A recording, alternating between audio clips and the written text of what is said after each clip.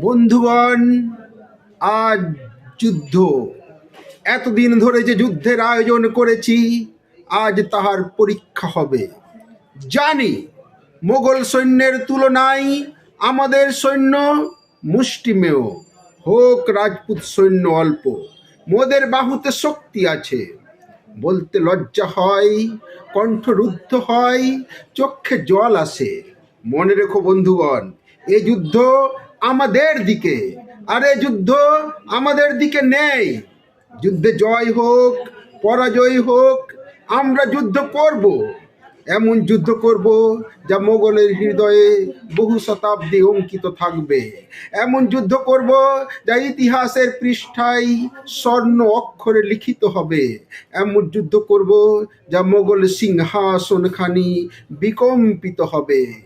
জয় রানা প্রতাপ সিংয়ের জয়।